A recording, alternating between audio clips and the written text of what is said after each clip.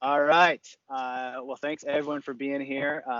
This is Andy Levitt from Corey Johnson Levitt. I'm joined by Adrian from Grassroots Midwest and John Sellek from Harbor Strategic. So I'm going to talk a little bit about the final week of the election here. And it looks like we have the vice president in Michigan today. We have the president here Friday, and the vice president Biden will be here Saturday. Michigan is full on battleground treatment, something we expected, and it is still being treated as such. So I think important to start this conversation about 2020 in Michigan, I think we got to talk a little bit about what's changed from 16 and a little bit from 18. One of the big things we're seeing is just a lot of voters. An MSU professor estimated potentially almost 6 million voters in Michigan, which would shatter any record we've seen going back to 2008 in the original Obama elect. What we see is that is shaping races in ways that I think not everyone is able to understand or see, in creating some little bit of just unknown. So I guess I'll stop there and let you guys talk. Do you think we get to 6 million voters? What do you think this or the electorate looks like on election day? I'm still a little skeptical that we top 6 million, but it's certainly a possibility. Voter motivation is running very, very high on both sides right now. Republicans are motivated to vote. Democrats are motivated to vote. And so this really is a sort of turnout base election. And for the parties, for the most part, have stopped trying to convince anyone of anything. I think 6 million is still blowing my mind a little bit. I mean, that's unbelievable for everybody that's watching. 5 million even was the peak with President Obama in 2008 in an extraordinary circumstance. That year, we certainly are living in extraordinary times. This year, it certainly is going to be over 5 million. I guess the question is just how much. And what we don't know is the main two things I'm going to be watching for on election night are African American turnout in Detroit and the other major urban areas. That was an issue in 2016.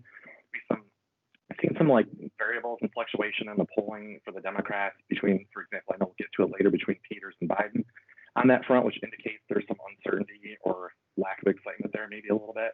And then on the flip side, for the Republicans, primarily for President Trump, but it affects the House races too, is what that turnout will look like in those old Democrat, blue collar areas, and how far the Trump team is able to dig into those and change the electorate or not. So I think as far as major turnout issues, those are the two things that stick out to me.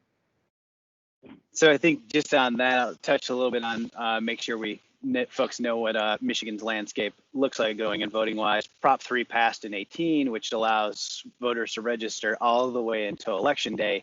Previously, we would lock in 60 days out, that's who campaigns would go after. If you weren't registered, you weren't a target. Now kind of everyone's a target. And what we've seen is the huge surge in early voting with no reason absentee, and a huge push by a lot of different organizations, including the state of Michigan, to have folks vote early. We're at, I think, 3 million ballots requested, over 2 million people have voted. And I think there'll be stories of wins and losses on election day, but what Prop 3 did to the electoral landscape and voters in Michigan will be a story that I think is worth watching and understanding to really know how Michigan shapes up going forward. So on that point, let's start with the top. President's coming Friday. We have Joe Biden here Saturday. How do you guys see this race shaping up to date? Both early vote versus election day, and how do you see it closing out? I'll have John start. We had Adrian kick it off last time. The funny thing is, for folks like us that have to deal with this all the time, like Ron and yourself, Andy, we always saw Michigan as a battleground state, and we figured to one level or another, it can be pretty active. But to be honest, almost every question I got, and maybe because I'm the Republican of the duo, and Adrian and I, was always about, Michigan isn't really a battleground state anymore, right? Just say it, right? Like, Trump's gone, there's no ads on the air, this is all wrapped up for Biden, it's all taken care of. But that's just not the case. We literally have a Biden or a Trump in Michigan every day. We could probably invite one over for lunch and get them to show up. They're here so often. And that's obviously really indicative of how important Michigan is. I think from the one side, for President Trump, it's super important because his math just doesn't work a lot of other directions. At one point, it looked like he could sort of possibly take a Southern strategy. I don't think that's working out as well. So he's come to the Midwest like he has to, just like he won last time. That's his blueprint. On the flip side, the Democrats here in Michigan, and I suppose you have to give credit starting with Debbie Dingell and all the other leaders that are in Michigan. I think Mayor Duggan, I think, has Joe Biden here pretty well as well. They have not let them drift off anywhere else and chase after Georgia and Texas with the in-person visits. So there's been an incredible amount of money spent by the Biden team, but an incredible amount of visits, which tells you they don't fully trust where the polling's at either. And the biggest problem is probably that ghost of 2016. Nobody really knows for sure until we see 2 cycles more in a row where the pollsters got it right, that we know like what the turnout universe looks like. But like we said earlier, we do know we have actual experience in 2018 where suburban women, college-educated women departed the Republican Party in mass amounts. They're probably not coming back, at least for this cycle. And the president's ability to garner more, conversely, blue-collar votes than how many more of those people he can get out to the polls to adjust the electorate. Yeah, that's I think that's largely right. I think it's very interesting, Andy. You mentioned how people are voting. And one of the things that we've seen really consistently in public opinion data in Michigan, really across pollsters, is this shift in how people are voting. Traditionally, Republicans are much better at the absentee voting game than my political tribe is. It's just a fact. And this year, it's exactly reversed. About 2/3 of Democrats tell pollsters that they intend to vote via the mail, and about 1/3 of Republicans. In election day voting, it's exactly flipped. That can be laid directly at the president. The president and his campaign and his advisors have been going on for months now about how mail voting is fraudulent and you shouldn't trust it. They're trying to triage that now on the back end because I think that, a lot of like actual professional political operatives like John have been screaming from the rooftops that that's a suicide mission. So it'll be really interesting to see if that bears out in the polling data as well. 2/3 of these voted early, actually Democrats or more. And I think that that'll have a big impact, not just in the presidential race, but in all these down ballot races we're going to talk about as well. Yeah, and that, just to buttress that part, I mean, Prop 3 definitely made a difference in what's going on. But then if that was like a nicely appointed 4-door sedan, COVID being added on top of it was like putting a rocket engine on top of that sedan.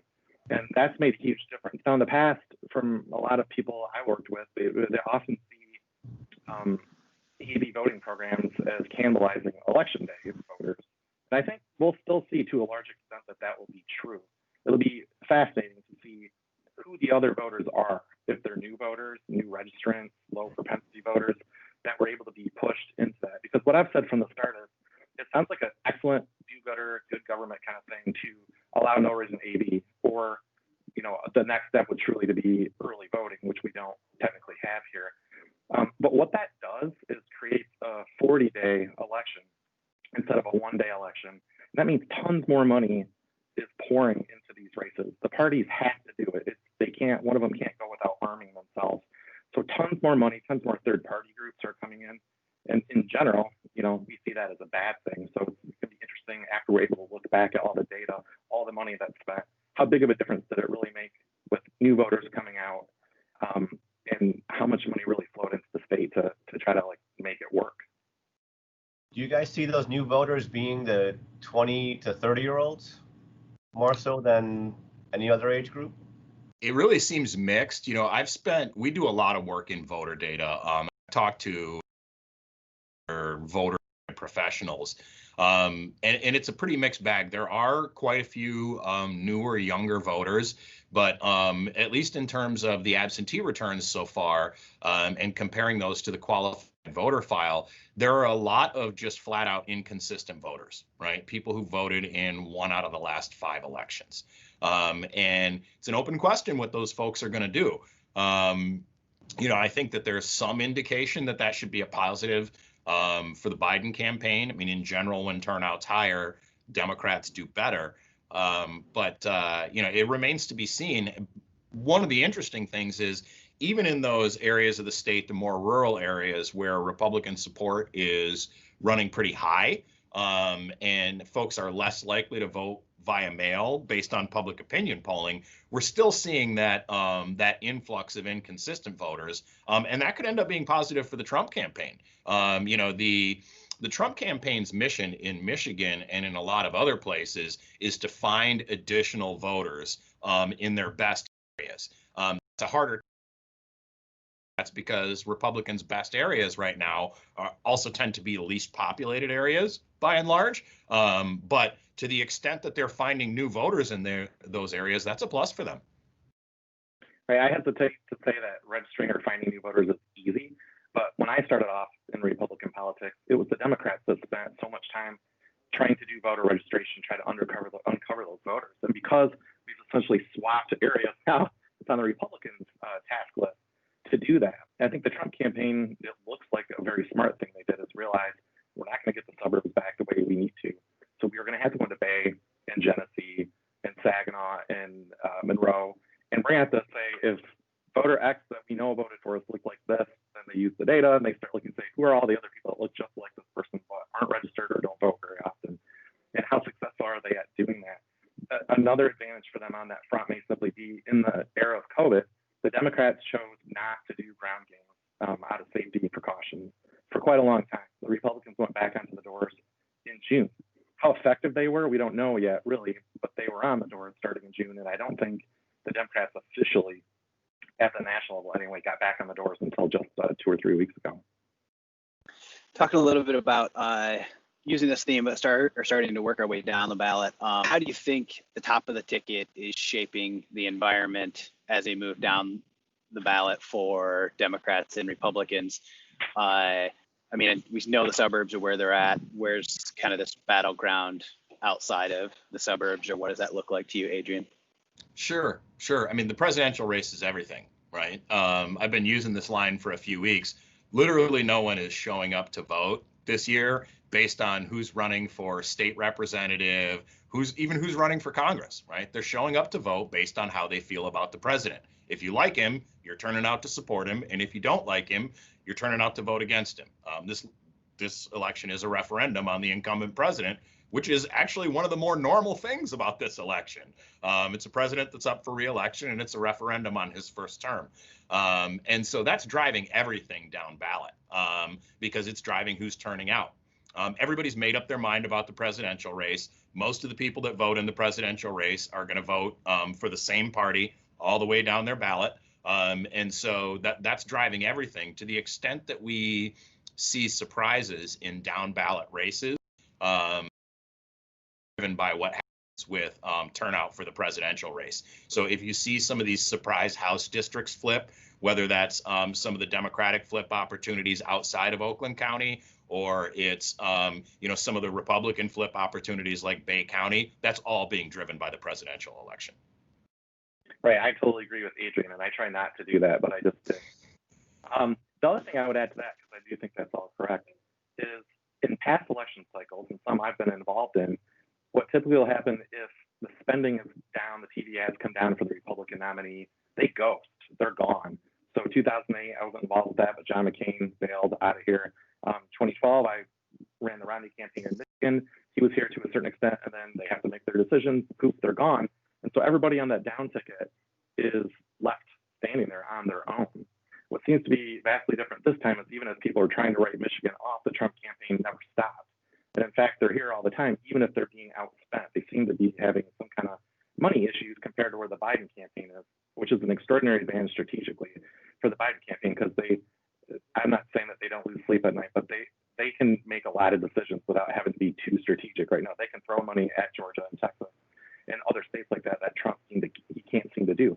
But like we talked about earlier, there's so many Trump people here, and the way that the Trump team tends to control the earned media coverage for days leading into an event and then even a day after, even if Trump doesn't win Michigan, it kept the energy level high, kept the attention level high, and kept the volunteers fired up for the Republicans all the way down the ticket. And that's going to be a huge advantage for John James for the congressional seats we'll talk about in the state house. Well, you mentioned him, John. So let's jump into the U.S. Senate race. A lot of folks are starting to move past the presidential. Feel like Michigan may be in hand for Biden. We will see. But a race that is being obviously very closely watched is John James versus U.S. Senator Gary Peters.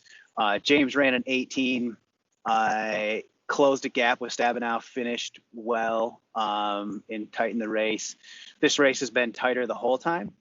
Gary's a first-term senator in the Midwest. First-term senators in the Midwest of every party seem to always struggle out of the gate, and they're in the reelect. Gary seems to be suffering from a lot of those same woes, and he's running against a good challenger. How do you see this race shaping up to date, and then how do you see it closing? Can John James use a little bit of magic and finish this out in the next week and pull off an upset here, and maybe keep the Democrats from taking the U.S. Senate?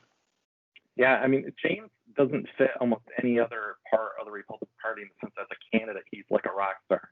We can look at like Alyssa Slotkin, even Haley Stevens, now Hillary Schulten are pulling in all this national money. And because they've been plugged into that huge advantage that the Democrats have on small dollar fundraising nationally. You guys are far better at that than what the Republicans have been able to do, except for John James.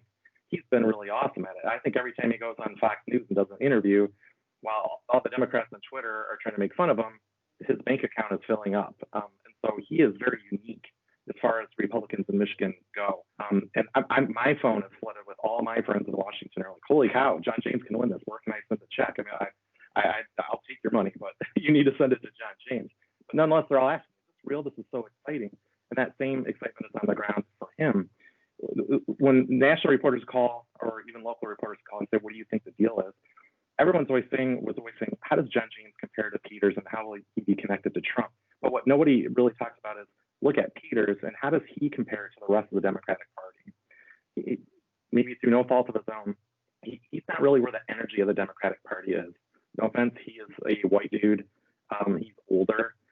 He's boring. He may be steady and very intelligent. He's a very methodical politician. He's lost statewide. He's come back and won. You got to give him a lot of respect as an able politician. That's for sure. But when you look at fundraising, the money that he's raised by Michigan standards is really good, even though he's been beat out practically every reporting period by John James. But when you compare Peters' fundraising numbers to other Democrats that are running for Senate in other states, he's getting blown away.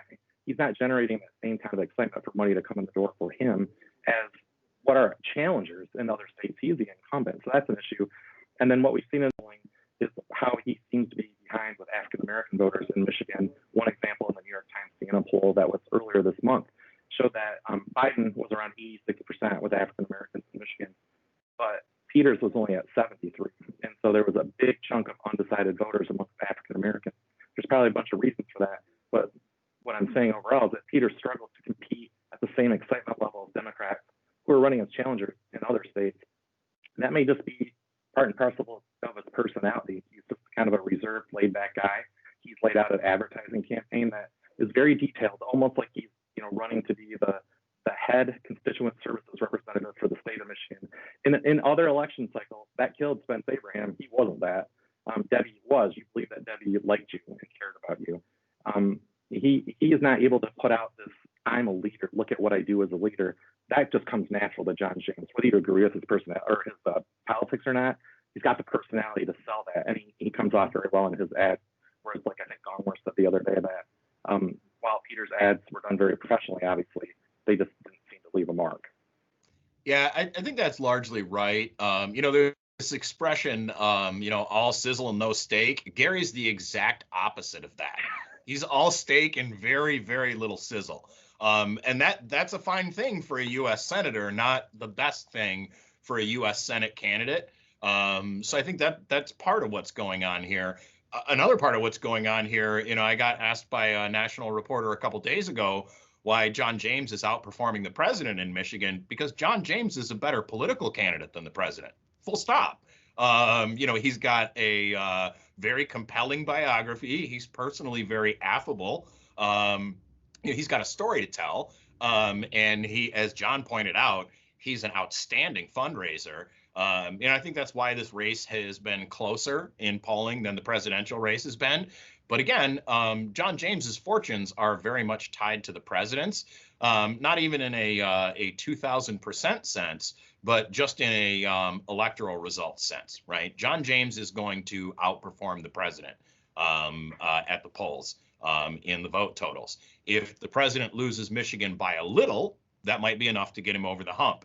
If he loses Michigan by 7, which seems to be where he's at in the polling averages right now, then there's not a way for James to overcome that. You don't outperform an incumbent president of your own party by 8 points at the ballot. You might be able to do it by 3 or 4 points. Yeah, and it's interesting. The momentum seems to be behind James at almost every turn on this thing for all those reasons we talked about, to the extent that, what I call the political canary in the coal mine for the Democrats, Debbie Dingell, was on MSNBC just this morning, essentially comparing Gary Peters' position in the race to what Hillary Clinton was in 2016, that she just didn't have energy behind her and she wasn't making a connection with voters. And so that is going to obviously help John James. Now, that doesn't happen in Michigan very often, that a Republican Senate nominee runs ahead of the presidential nominee, but it happened in 2016 while President Trump was on the ballot.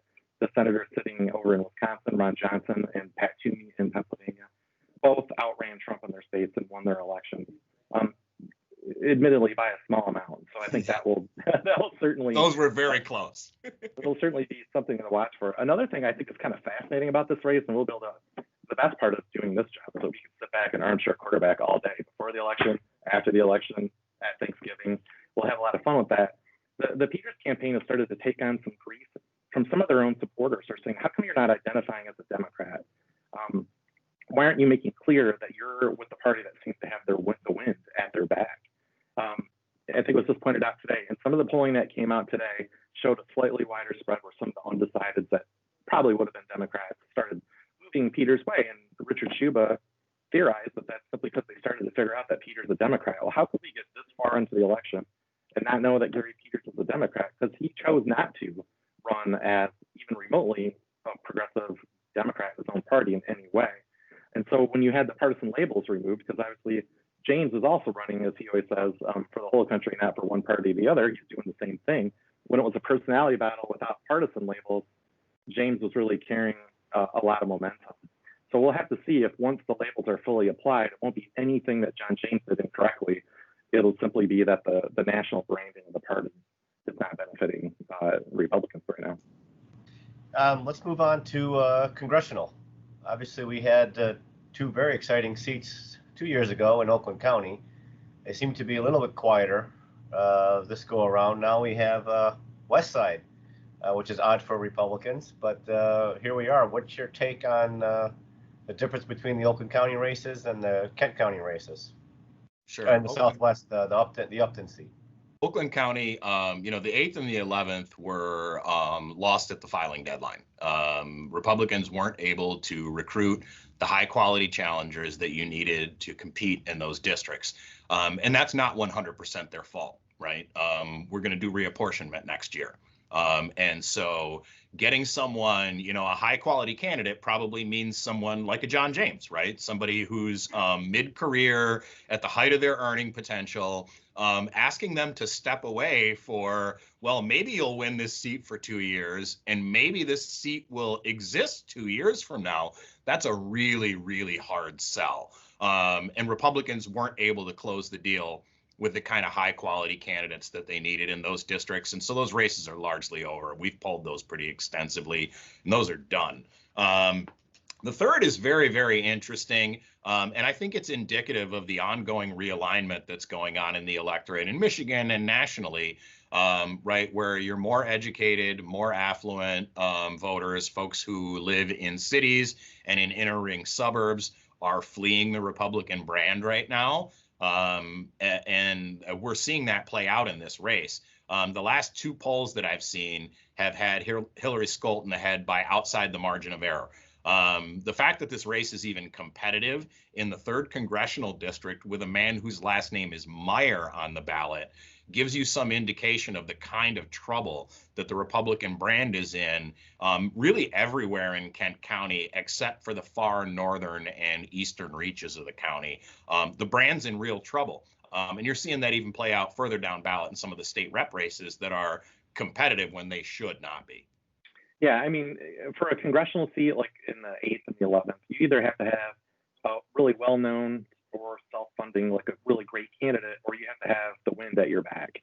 And it's hard to. I'm not arguing with Stevens or Slacken's resumes. They're really good, but they just weren't ready-made politicians with that the public was aware of.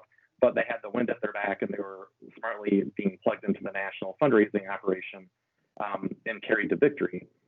Adrian mentions all these different reasons why this cycle in particular was probably not the best one for most of the quality challengers, to the extent that they're there to run. I mean, the Republicans lost a lot of their best people off their bench in 2018 that might have been able to go after those seats. They've raised all their money and they've done a really good job. I'd say Slacken is probably more of a star out of those two than Stevens. Stevens has had a couple outbursts and has some video that isn't the greatest, but her seat is also tougher because she's buried all the way into the Detroit media market, and there's a ton of competition there for attention. Where Slacken straddles the Detroit and Lansing, she dominates and gets tons of attention. I'm in Brighton, so I'm technically in the Detroit media market, but we still see a lot of her. And the other just side effect for her is her background, it fits right into almost like what the previous congressmen were. Like Adrian says, she was drawn up in a laboratory. Her military, public, or a national security background allows her to go onto Fox News. That's like catnip for these people, right? I want to use a line from a movie, but I'm not going to do it. That's probably not fitting from Wedding Crashers. But anyway, she can go and talk about those issues all the time and not even have to talk about a progressive social issue whatsoever. And people are like, wow, I really like that. Anyway, so I agree with Adrian for the most part on those two seats. Those are out of the way. We'll have to wait and see what they look like after they're redrawn. In West Michigan, the simple answer for what's happening in West Michigan is that Kent County is a whole lot like Oakland County. If you look at the census numbers, they have higher educational attainment numbers than the rest of the state. They have higher income levels than the rest of the state. They're just a little slower to come along for the ride. One, because they're just more culturally conservative. The legacy of Christian Reform religion caused them maybe to spend more time looking at who would be a Supreme Court nominee and what kind of policies would be done. But the flip side is they don't have a lot of patience for bad manners. And that's kind of been an issue the last 4 years, right? So they're really upset. So when you look at the 3rd congressional, Peter Meyer is a great candidate. He actually would be, I think, one of the best future speakers for the Republican Party that they could have. He's youthful, he's smart, he served his country, he's really well spoken. He knows how to talk with compassion and heart to the suburbs. He hasn't done anything incorrect in his race, I don't think. But Schulten made a gamble early on, and it's paying off right now. She decided, I'm going to run as a Republican, but I'm just going to tell everybody, I know you don't like Republicans right now, so you can vote for me and feel okay about it. She refers to herself as a Dutch mom. She talks about her faith at the front of almost every sentence that she has. She talked about how she's going to be smart spending money if there's another stimulus package, not just give it out to everybody. She literally, I grew up in a Republican household. Go down the line, that's what she's done. I think for me, the question is, there's a lot of money starting to get poured in there. How good will the messaging be to try to undo what Schulten's already been doing for the last year? Is it too late to change her attitude? There still is enough juice there for Meyer to win because the way the district is drawn. I don't know that they can change voters' minds about Schulten at this point, simply because she's had so long to describe herself as the person that she's describing herself as. So what you're saying, to create a candidate out of a petri dish for Oakland County, they would probably have to do a little bit of a reverse on what has been the norm in saying, maybe I am a conservative Democrat, but it's okay to vote for me. And then, the 6th district has become certainly a really big hot spot. I mean, first of all, we already know for Republicans that Kalamazoo County is just it's not drifting away, it's like flying away from Republicans big time. Lost the Senate seat there last cycle. Both House seats are going away. It's just a really liberal county. It's based with a huge college in it. And that's not surprising. I mean, it's so different from what's around it. Donald Trump won the county right next to it, on either side of it, actually, all around it, in 2016. It's just its own thing. And so that is sort of the anchor for the Republicans around the neck of the Republicans in the 6th. The thing that Fred Upton has going for him is that I think he just actually likes the job. He does it with joy and a smile on his face. Maybe he's long in the tooth. That happens when you're there for a long time to anybody. but he's campaigning really hard. He's not campaigning like somebody who's been sitting around the office for 30 years waiting to just be reelected again. And he's fighting for his life. You can tell he's doing it not out of desperation. He's kind of a happy warrior. Yeah, I think that's right. But the 6th will be really interesting to watch on election night. I think the only path to victory for Hoadley there is a blowout in the presidential election. John mentioned our friend, the pollster, Richard Schuber, earlier. Richard helpfully pointed out to me that other than the 1976 election, when Michigan's favorite son, Jerry Ford, was on the ballot, Van Buren County has picked the winner of the presidential election every time for the last 100 years. And so that's obviously right in the heart of the 6th congressional district. So keep an eye on Van Buren County on election night or, the next morning to get an indication of how things are going in that district. If Hoadley is winning Van Buren County by a decent margin, then those are Biden coattails, and he might actually pull it off. Kind of like what Macomb used to be way back in the early 90s, late 80s. That was kind of a bellwether, yeah. Okay. Right. Good stuff. All right, well, let's go down to the exciting one in Michigan, our state house. A lot of money, probably more money than ever is being spent and raised. Crazy candidates, crazy times, everything top to bottom. Adrian, besides the obvious hot ones that we have in Oakland County, which we've talked about, Kent County, again, seems to be one where there's incumbents and open seats for Republicans that seem to be a little bit in play. Plus, we have a little bit of a Trump factor on the other side of the state in the Bay Saginaw area. What's your take on that? I think House Republicans really only have one offense opportunity. They have to try and play offense in some other places, but the real offense opportunity is in Bay County. Brian Elder's probably the right Democrat to retain that seat, but the president won Bay County in 2016.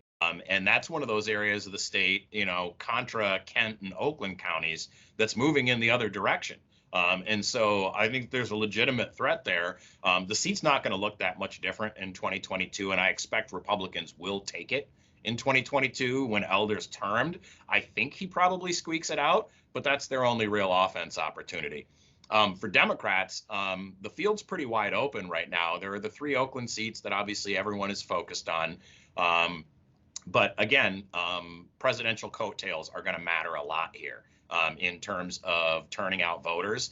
And, there are those 2 Kent County seats that are, again, potentially competitive. I saw a poll a couple days ago with Brian Posthumus in a tie in that northern Kent County district. That's another one of those shockers, right? That's a venerable old West Michigan name that should not be competitive. Obviously, Steve Johnson's got what looks like a competitive election. He's got that district that's split between Kent County and Allegan County. He obviously cleans up in Allegan County. The problem for him is Kentwood, right? Which has changed a lot from when John and I started working in politics. Kentwood used to be firmly in John's column, and it's working its way over pretty firmly into mine. And so I'm watching those. There are a couple of long shots that I'm looking at as well. We mentioned the 6th congressional district earlier. I'm looking very hard at the 79th district in Chocoway-Pitchford as one of my surprise stretch goals for Democrats. Again, this is entirely dependent on how well Joe Biden is doing, particularly how well Joe Biden is doing with the constituency that won Michigan for Donald Trump last time, those white, non-college educated male voters. Biden's not going to win those voters. If he's losing them by less, then places like the 79th or the 66th or the 104th become a lot more possible.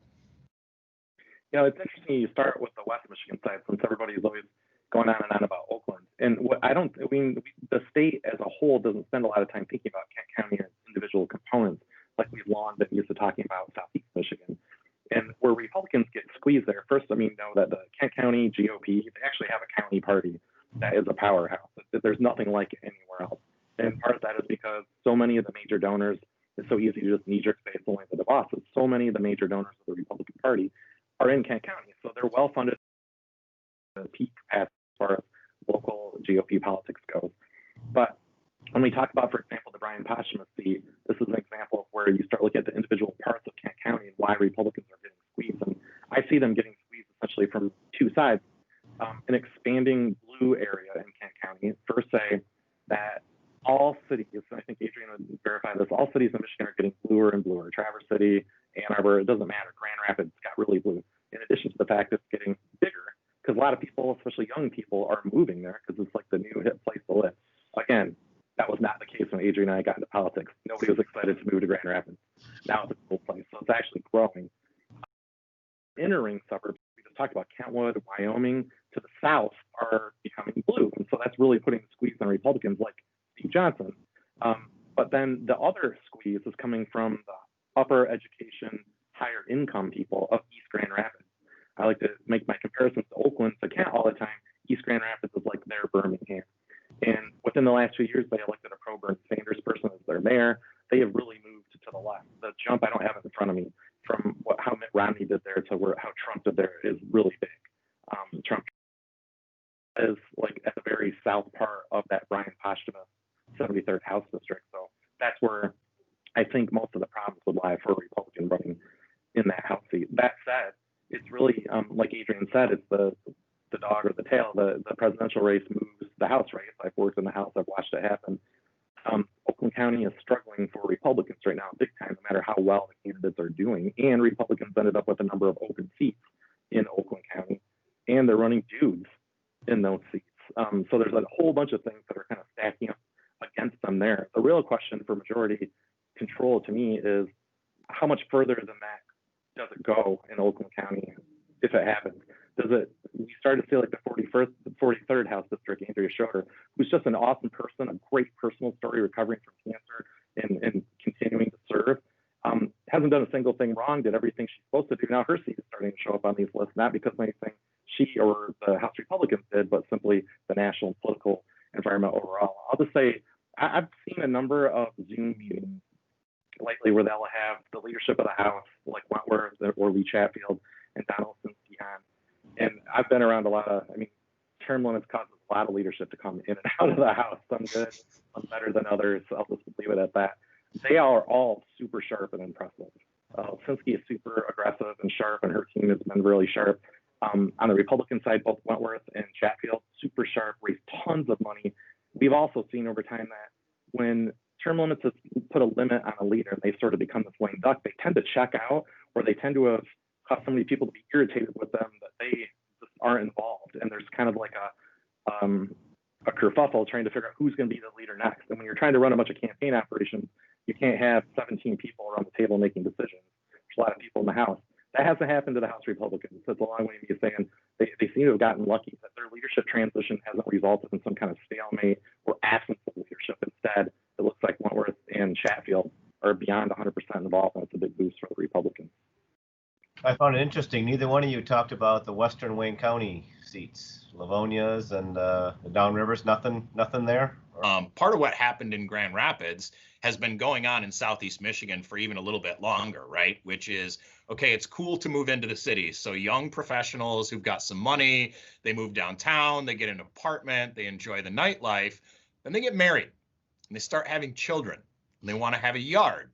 And well, but then they don't want to send their kids to public school in Detroit or in Grand Rapids, and they want to have a big yard for the kids to play in and all these other factors. And so they move into these inner ring suburbs, which is why Kentwood looks the way it does now, because there are a lot of people who, 10 years ago, they were enjoying the nightlife, and then they met somebody and they settled down, and now they're having kids and they live in the suburbs.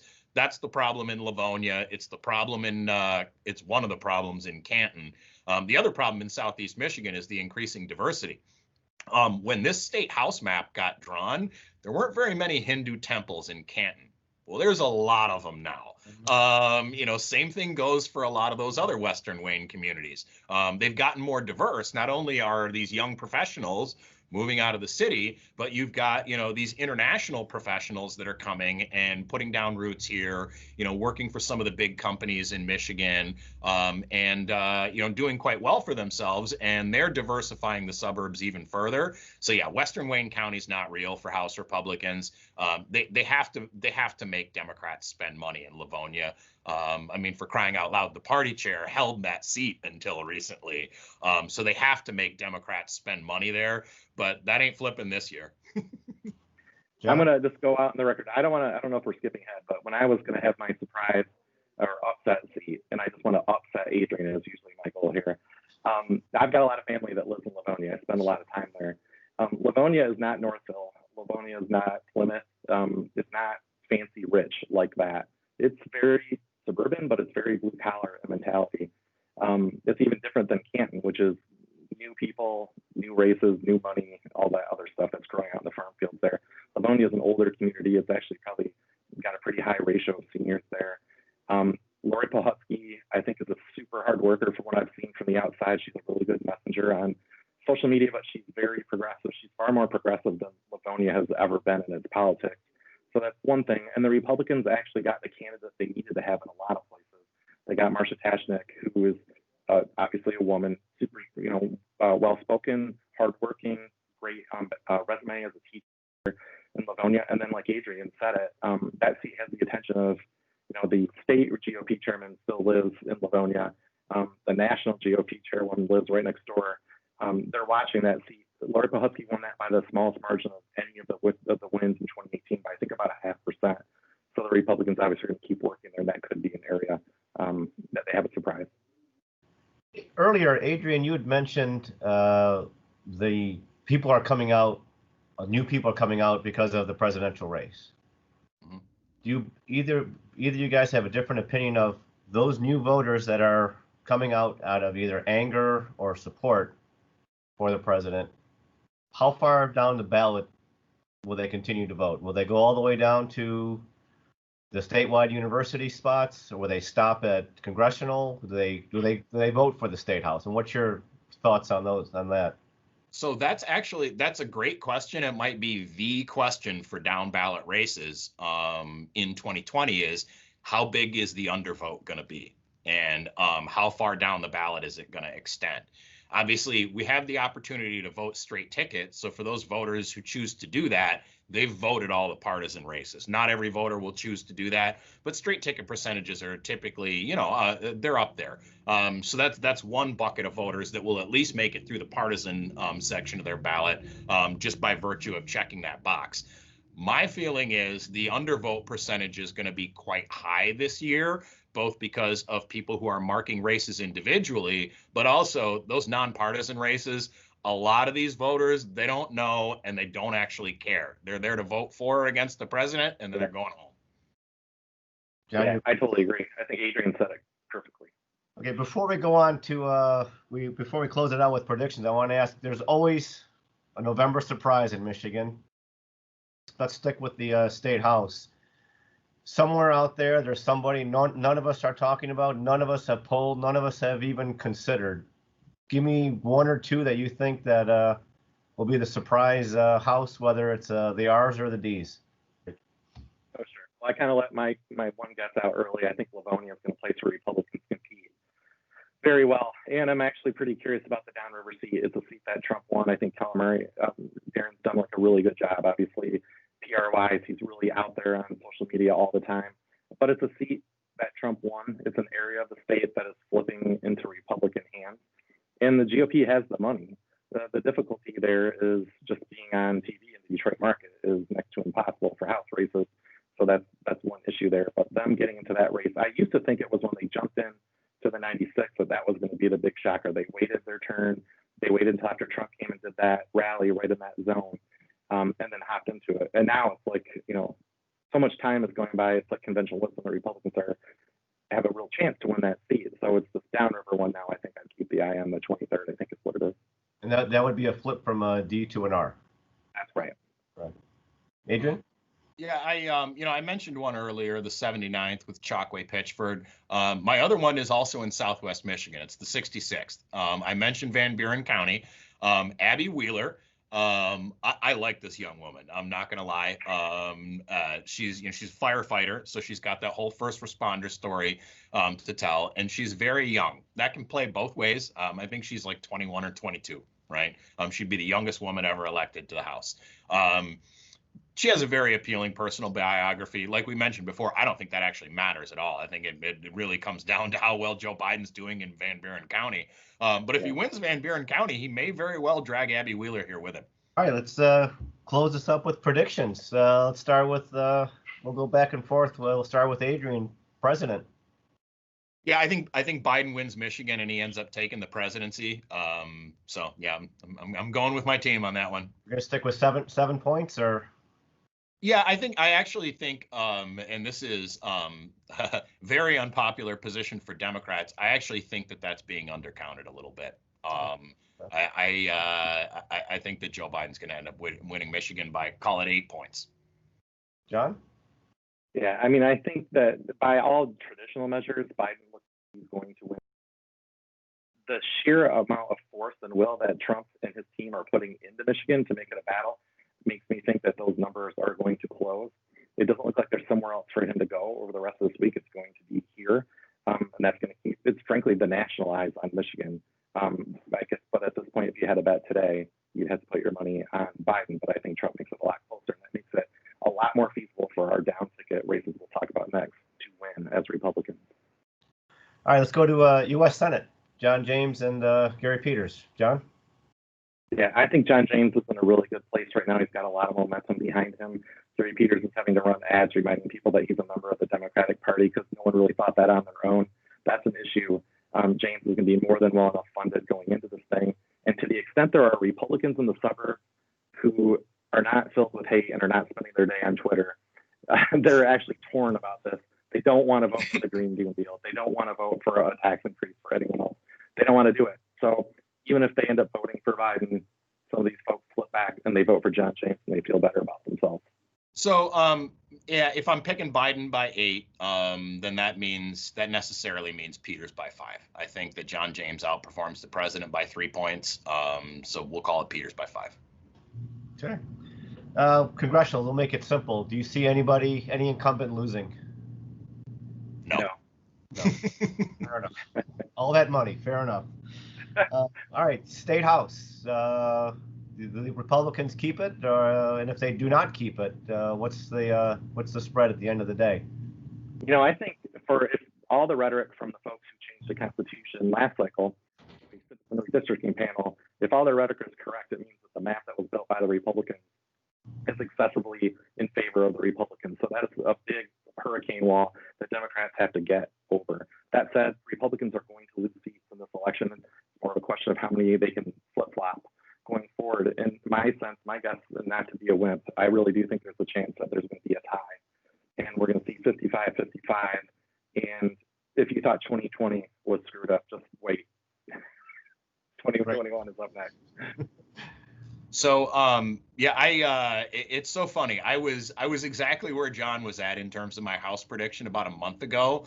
I just think the environment's gotten worse for Republicans in the last month, in a couple different ways, largely related to the president. I'm going 58D for my number, for next session. And congratulations, Speaker Lisinski. Ooh. Okay. All right. You know, one we didn't talk about was Supreme Court races. Obviously, we have nobody else is talking about them either. I know no one else is either, I guess. But, given that we have a Republican House and a Republican Senate right now, with the House, if the House was to flip to Democrat, obviously we'll have a split legislature. We'll have a Democratic governor who will probably still have difficulty passing legislation. And the courts have played a pretty good role this year in the last year or so. Do you think anything happens with the courts here with these two races? I've actually been very surprised what a poor job the Michigan Republican Party has done with informing their partisans of who their candidates are in this race. I think the Democrats have done a much better job getting the message out that, hey, vote for these two women, right? I haven't seen as much of that from the GOP. Maybe I'm just missing it. I'd be interested in John's perspective. He's probably more likely to be tagged as a GOP household in those voter lists, although I'll admit to having written a few checks to some of his political brethren at times. Are you seeing that, John? Because I'm just not seeing that connection being made by the state party. Hey, I'm checking the rules here, and nowhere in there did it say that Adrian could ask you a question. John, let me ask you a question. Okay. I think my sense is, first of all, that these races are so often like the House, even more so. controlled by what happens at the top of the ticket. I'll make the other observation that my guess from watching this is that it's just been very difficult for the Republican Party and others to raise money in Michigan for any race. And that's how they get those ads on there. And that's how they put that message out. They're in a difficult spot. I think the president is taking almost all the money he can get because he needs it. And I think it's also difficult just to raise money from a party standpoint when you don't have a governor like the Democrats do. We have a governor that raised $5 million in her first 2 years. It's off the charts. Unbelievable what it means when you have power like that. And then lastly, I just think it's pretty fascinating. I think she's pretty entertaining and very well regarded. But, the Chief Justice operates basically like a politician. She's very out front. She's on social media and in the news all the time. She's a really good ambassador for the court, and that has the nice side effect of building her name ID and her awareness with people, even if they're not fully connected, all the way to the point that we're watching. My wife and I watch West Wing all the time to make ourselves feel better about the world. That's really weird, but that's who we are. And they just got an ad by all the West Wing people, at least a digital ad for McCormick. So it's a lot of interesting little nuggets there, but overall, I think controlled by the top of the ticket. Yeah, historically, the chambers back in the John Engler days, the courts was a very, very important item on the agenda for campaigns back in the day. So, well, gentlemen, closing remarks.